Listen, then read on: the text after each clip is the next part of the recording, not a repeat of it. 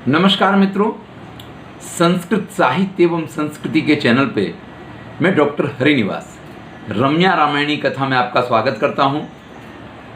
रावण ने अपनी बहन कुंभीनशी का अपहरण करने वाले मधु नाम के दैत्य को अपनी बहन की ही प्रार्थना पे क्षमा कर दिया, उससे मित्रता कर ली और उसके साथ उसने देवताओं के ऊपर आक्रमण किया है।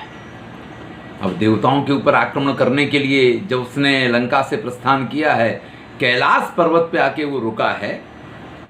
महर्षि वाल्मीकि इस कथा प्रसंग का वर्णन करते हुए कहते हैं, उदिते विमले चंद्रे तुल्य पर्वत वर्चसी प्रसुप्तम सुमहत सैन्यम नाना प्रहरणायुधम। रावण के साथ एक बड़ी सेना है, पूरी सेना है। आज तो मेघनाद भी है सेना में, कुछ कमी थी तो जब दैत्यों से मित्रता हो गई तो दैत्य भी उसमें शामिल हो गए हैं। तो बहुत बड़ी सेना है और सब ने वहाँ पे रात्रि होते ही विश्राम किया है। अब इसी समय वहाँ पे रंभा नाम की अप्सरा जो है वो आकर के पहुँचती है। रावण उस रंभा अप्सरा को देख करके, देखिए हम कई बार ये कहते हैं कि उत्तर कांड जो है ये महर्षि वाल्मीकि की रचना नहीं है। उत्तर कांड प्रक्षिप्त है और मैं तो ये कहता हूँ इसका पूरा कथा प्रसंग जो है वो प्रक्षिप्त है। क्या होता है कि जैसे हमने देखा था कि जय काव्य है उससे भारत काव्य बनाओ, भारत से महाभारत बनाओ, इसी प्रकार से जो रामायण है, वास्तविक रामायण जो है वो तो लंका कांड पे आके पूर्ण हो गई है। उसके कथानक से भी, उसके उपसंहार से भी, हर चीज़ से ये हमें अच्छी तरीके से एहसास था, इसीलिए उसके बाद हमने कुछ वीडियो बंद कर दिए थे। लेकिन होता यही है कि कुछ ना कुछ प्रश्न खड़े होते हैं लोगों के मन में। जो रावण इतना पराक्रमी है, जिसके सारे वंशज इतने पराक्रमी थे, राम ने उसको मारा तो क्यों मारा, कैसे मारा, वो रावण कौन था, और इस प्रकार के जो प्रश्न खड़े होते हैं, इसके लिए जैसे नैमिषारण्य में सूत जी सभी प्रश्नों के जवाब देते हैं, ऐसे ही ये कथा प्रसंग आगे बढ़ते रहते हैं और इसमें नई नई चीज़ें जुड़ती चली जाती हैं। मैं आपसे कह रहा था कि क्यों मैं मानता हूँ कि ये प्रक्षिप्त है। हमने कई बार कई प्रसंगों में किसी न किसी अप्सरा का, किसी न किसी स्त्री का वर्णन महर्षि वाल्मीकि के मुख से सुना है, लेकिन जिस प्रकार का वर्णन रंभा का यहाँ किया गया है, या रावण और रंभा का जिस प्रकार का वर्णन किया गया है, ये महर्षि वाल्मीकि की पद्धति नहीं। सुनिए, मैं आपको कथा सुनाता हूँ, आपको खुद इस चीज का एहसास हो जाएगा। एतस्मिन्नन्तरे तत्रे दिव्याभरण भूषिता सरोवरारंभा पूर्णचंद्र निभाननः। पूर्ण चंद्रमा के समान जिसका मुख है, ऐसी रंभा नाम की अप्सरा उसी समय उसको वहाँ दिखाई देती है, जिसने दिव्य आभरण धारण किए हुए हैं, सभी दिव्य माला आभूषण वगैरह पहने हुए हैं। बड़ा ही सुंदर रंभा का वर्णन किया है, और जो रंभा का वर्णन किया गया है यही इस बात का प्रतीक है कि ये वाल्मीकि की रचना नहीं है। फिर भी एक दो श्लोक इसमें से देखते हैं, संपूर्ण तो मैं आपको नहीं सुना सकता हूँ, मैं हर बार आपसे कहता हूँ। उरु करिकरा कारो करो पल्लव कोमलो, उरु करिकरा कारो करो पल्लव कोमलो, सैन्य मध्य न गच्छन्ति रावणे नोपलक्षिता। जिसकी जो जंघाएं हैं ना, वो हाथी की सूंड के समान है। तो उरु करी, करी कहते हैं हाथी, कर यानी उसकी सूंड, आकार, जिसकी जंघाएं हाथी के सूंड के आकार की है, करो, और जिसके हाथ जो है पल्लव कोमलो, पल्लव पत्तों की तरह कोमल है। सैन्य मध्य न गच्छन्ति, रावण की सेना के मध्य से वो जा रही है और रावण ने उसको जाते हुए देख लिया है। देखिए, यहाँ रावण जो है वो अपनी सेना के साथ पर्वत पे आया, उसने डेरा जमा दिया है। अब रंभा का तो रास्ता था, वही रास्ता रहा होगा, लेकिन अब ये रास्ते में अगर सो गए हैं तो नित्य प्रति जिस मार्ग से व्यक्ति जाता है वही मार्ग उसके लिए श्रेयस्कर होता है, या वो उसी मार्ग से जाना पसंद करता है। तो रंभा भी इसी तरीके से जा रही, नहीं, सेना के मध्य से रंभा को जाने की कोई जरूरत नहीं है, लेकिन रावण तो आज की रात यहाँ रुका हुआ है ना। ताम समुत्थाय गच्छन्तीम कामबाण वसंगतः करे गृहीत्वा लज्जन्तीम स्मयमानो व्यभासत। रावण उस जाती हुई रंभा को काम बाण से अत्यंत पीड़ित है, हाथ पकड़ के रोक लेता है। वो बड़ी शर्माती है, बड़ी लजाती है और हंसते हुए उससे कहता है, क्व गच्छसि वरारोहे काम सिद्धिम भजसे स्वयं कस्याभ्युदयो कालो अयम यस्त्वाम समभोक्ष्यते। हरि वरारोहा, अरे सुंदर शरीर वाली, काम सिद्धिम भजसे स्वयं, अरे आप इतनी जल्दबाजी में जो चली जा रही हैं, क्या कार्य है आपको, किस कार्य के लिए इस प्रकार से चली जा रही हैं? कस्याभ्युदय कालोयम, अरे ये किसका उदय काल हो गया है, यानी किसके जीवन के पुण्यों का उदय हुआ है? यस्त्वाम समभोक्ष्यते, आप जिसका भोग करने वाली हो या जो आपका भोग करने वाला है, इस प्रकार से रावण ने जो पूछा है, ये महर्षि वाल्मीकि की भाषा नहीं है। वर्णन और देखिए, स्वर्ण कुंभ निभो पीनौ शुभो भीरु निरंतरो कस्योरस्थल संस्पर्शे दास्यतस्ते कुचा विमौ।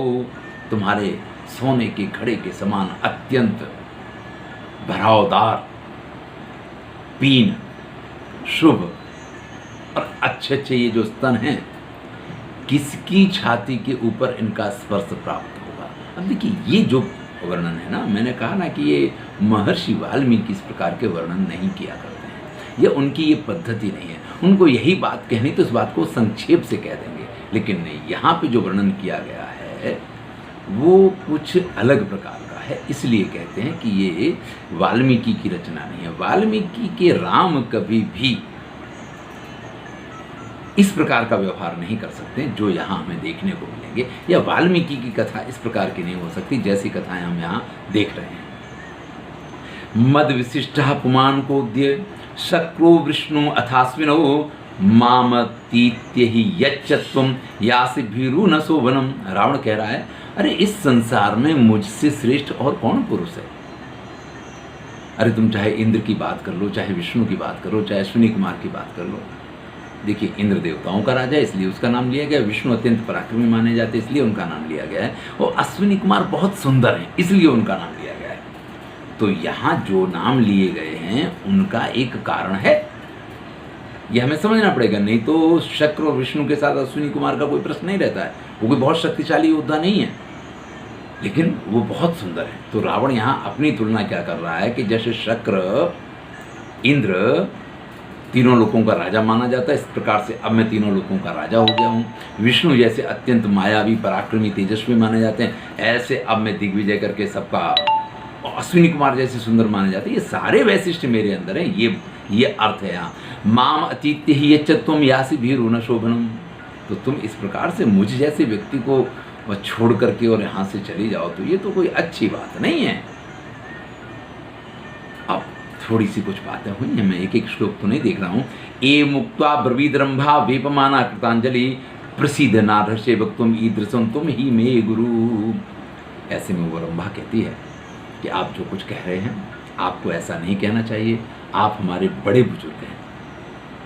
ध्यान दीजिएगा, एवं मुक्त्वा ब्रवीत रंभा, जब रंभा से रावण ने इस प्रकार से कहा कि मुझे छोड़ के और किसके पास जा रहे हो, मेरे जैसा और कौन है संसार में, तो रंभा उनसे कहती है, वेपमाना, कांपती हुई, कृतांजलि, हाथ जोड़ करके, प्रसीद, आप प्रसन्न होइए, नारहर्षे वक्तुम, आप ऐसा नहीं कह सकते हैं, ईदृशम तुम्हें, क्योंकि आप हमारे गुरु हैं, आप हमारे जिसको कहते हैं बड़े बुजुर्ग हैं। अन्येभ्योपि त्वया रक्षा प्राप्नुयाम घर्षणम यदि तद्धर्मता स्नुषाते हम त्वत् एतत् ब्रवीमिते। देखिए, आप अगर समझें तो वास्तविकता तो यह है कि अगर कोई मुझे और परेशान कर रहा हो तो उससे भी आपको मेरी रक्षा करनी चाहिए। धर्मता स्नुषाते हम, मैं आपके धर्म के अनुसार आपकी पुत्र वधू होती हूँ। फिर से ध्यान दीजिए, रंभा कह रही है कि आपको मुझसे ऐसी बातें नहीं करनी चाहिए, धर्म के अनुसार मैं आपकी पुत्र वधू होती हूँ, इसलिए अगर कोई दूसरा मुझे परेशान कर रहा हो तो आपको चाहिए कि उसको आप रोकें, और आप ऐसा कहें, ये तो किसी भी तरीके से योग्य नहीं है। तो रावण उसकी इस बात को सुनकर के कहता है, सुतस्य रिमे भार्या तत्तस्त्वम ही स्नुषा भवे बाढ़मित्येव सारंभा प्राह रावण मुत्तर। अगर वास्तव में तुम मेरे पुत्र की पत्नी हो तो आप मेरी पुत्र वधू होगी। लेकिन इसके अलावा मेरी पुत्र वधू हो ऐसा कहकर के तुम बचना चाहो तो ये तो योग्य बात नहीं है। तब रंभा अपना परिचय देती है। धर्मस्ते सुतस्याहम भार्या राक्षस पुंगव पुत्र प्रियतरः प्राणे भ्रातुर्वैश्रवणस्यते। देखिए, आपके भाई हैं वैश्रवण, कुबेर आपके भाई हैं, और उनको परम प्रिय उनका एक पुत्र है नलकूबर, विख्यातः त्रिषु लोकेषु नलकूबर इति। उनका तीनों लोकों में विख्यात पुत्र नलकूबर नाम का है। धर्म तो यो भवेद विप्रः क्षत्रियो वीर तो भवेद। धर्म से जो ब्राह्मण है और कर्म से या अपने पराक्रम से जो क्षत्रियों के तुल्य है। नलकूबर की प्रशंसा कर रही है रंभा और कह रही है कि वो जो नलकूबर हैं, क्योंकि मैं उनको प्रेम करती हूँ, वो मुझे प्रेम करते हैं, तो मैं उनकी प्रियतमा हूँ।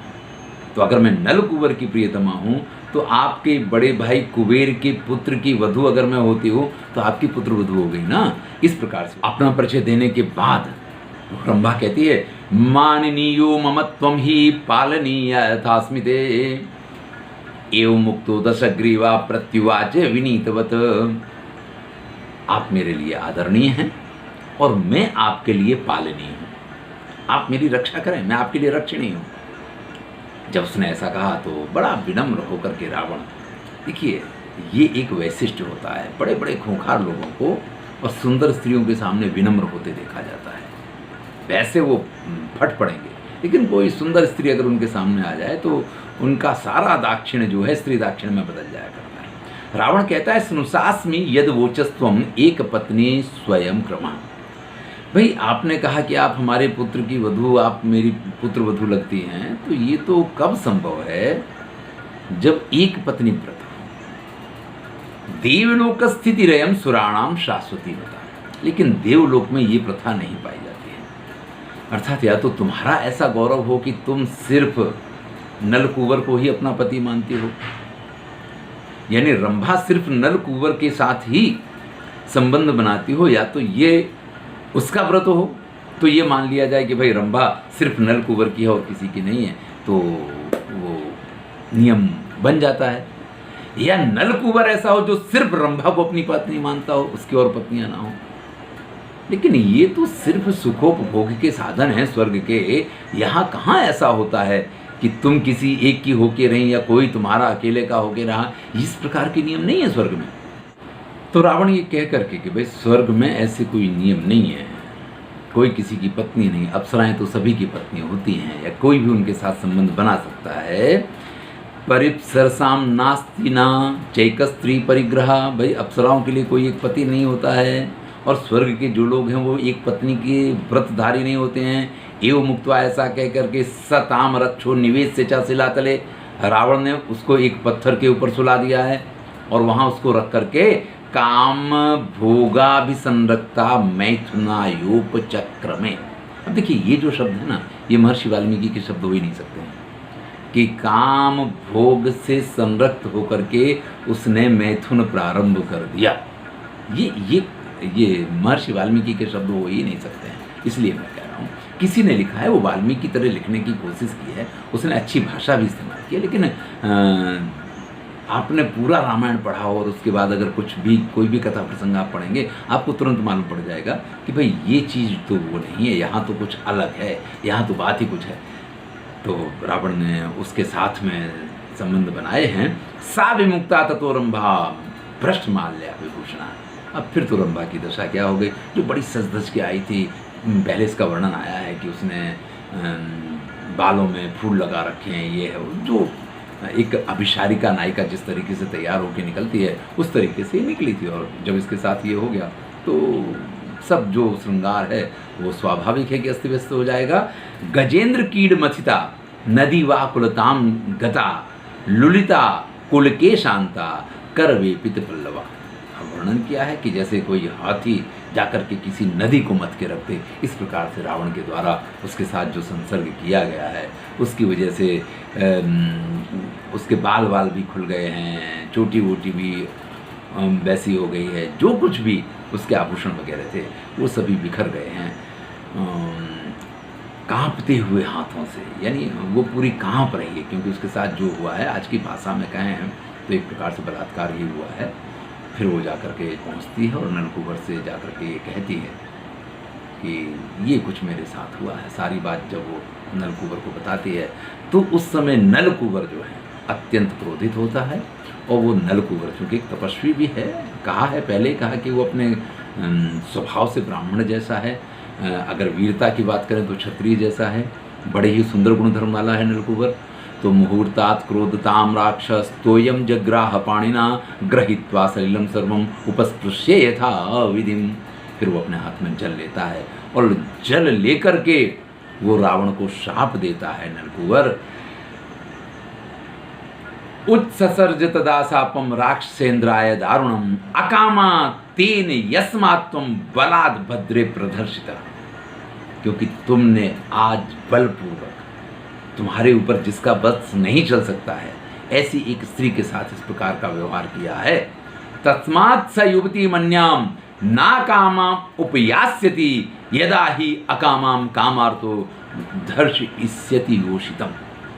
तो हे रावण, आज तो जो हो गया वो हो चुका है, लेकिन आज के बाद किसी भी ऐसी स्त्री को न कामा जो तुम्हारे साथ कामना नहीं रखती होगी, अर्थात जो तुम्हें नहीं चाहती होगी, ऐसी किसी भी स्त्री के साथ जब तुम इसी प्रकार से कामार्थ व्यवहार करोगे, मूर्धा तो सप्तधातस्य शकली भविता तदा, उसी वक्त तुम्हारे सिर के 100 टुकड़े हो जाएंगे। तस्मिन् नुदाहृते शापे ज्वलिताग्नि समप्रभे। इस प्रकार से जलती हुई आंखों से या जैसे आग जल उठी हो, इस प्रकार से नलकूबर ने रावण को ये शाप दिया है। जैसे ये शाप दिया गया है, बड़ी दुंदुभियाँ बजी हैं, चारों तरफ बड़ी प्रशंसा हुई है। और जो रनिवास में जिन रानियों को ये पकड़ के लेके गया था, देखिए रावण को शाप यहाँ दिया गया, लेकिन वहाँ तक ये बात कैसे पहुँच गई है। लेकिन जब भी वहाँ ये बात पहुँची होगी, हम पहले देख चुके कि रावण जहाँ जो स्त्री मिली उसको लेकर के आया, सबको रनिवास में उतारा है उसने। जब जरूरत पड़ेगी, जब जिसको तब उसको देखा जाएगा, है ऐसा नहीं है कि एक ही दिन सबका उपभोग हो जाएगा। तो उनको ला करके एकत्रित किया है, ये सब भी हम देख चुके हैं। वो सारी स्त्रियाँ परम प्रसन्न हो गई कि अब चलो हमारे साथ कोई ज़बरदस्ती तो नहीं होगी, हैं। तो इस प्रकार से ये रंभा के साथ का रावण को जो प्रसंग है, या रावण को जिस प्रकार से शाप मिला है, ये कथा हमने आपको सुनाई। आगे की कथा अगले वीडियो में सुनेंगे। मैं हूँ डॉक्टर हरिनिवास और चैनल का नाम है संस्कृत साहित्य एवं संस्कृति। रम्या रामायणी कथा चल रही है। अभी कितनी रम्य है और कितनी रामायण की कथा है ये तो आप ही समझ सकते हैं, लेकिन उत्तरकांड में वाल्मीकि रामायण के साथ ही ये कथाएं पाई जाती हैं, इसलिए आपको